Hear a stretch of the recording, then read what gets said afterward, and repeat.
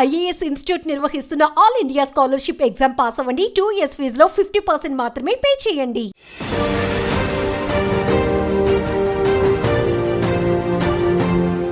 అతను వీరాంజనేయ స్వామి భక్తుడు. రోజు స్వామివారిని దర్శించుకుందే పచ్చి మంచినీళ్లు కూడా ముట్టడు. రోజు స్వామివారిని దర్శించుకోవటం, ఆలయం చుట్టూ ప్రదక్షిణలు చేయటం, ఆ తర్వాత మిగతా కార్యక్రమాలు మొదలు పెట్టడం అతని దినచర్య. ఆ రోజు కూడా స్వామివారి దర్శనం కోసం ఆలయానికి వెళ్లాడు. అలా వెళ్లిన కొద్దిసేపటికే విగత జీవిగా పడిపోయాడు. రెప్పపాటు క్షణంలో కుప్పకూలిపోయాడు.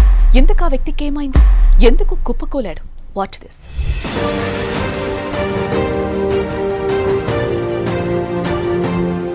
వాన రాకడా ప్రాణం పోకడా ఎవరూ చెప్పలేరని పెద్దలంటూ ఉంటారు. అలాంటి ఘటనలు అనేకం జరిగాయి.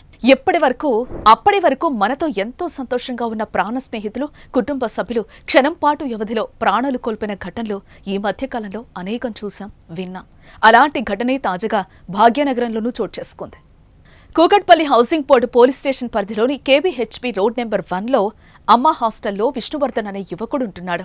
ప్రైవేటు ఉద్యోగం చేస్తున్న విష్ణువర్ధన్ ప్రతిరోజు ఉదయం వీరాంజనేయ స్వామి ఆలయానికి వెళ్తూ ఉంటాడు.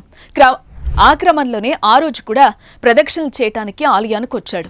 వచ్చిన కొద్దిసేపటికే ప్రదక్షిణలు చేయటం మొదలుపెట్టాడు. అయితే అలా కొద్దిసేపటికే విష్ణుకు కాస్త అలసటగా అనిపించింది. దీంతో ఆలయంలో ఉన్న ఫిల్టర్ వద్దకు వెళ్లి మంచినీరు తాగాడు. ఆ తర్వాత మళ్లీ ప్రదక్షిణలు చేస్తూ ఉండగా ఒక్కసారిగా కుప్పకూలిపోయాడు. ఆలయ అర్చకులు, భక్తులు విష్ణువర్ధన్ను పైకి లేపడానికి ప్రయత్నించారు. అయినా అతనిలో ఎలాంటి చలనం లేకపోయింది. దీంతో చివరకు 108 సహాయంతో ఆసుపత్రికి తరలించారు.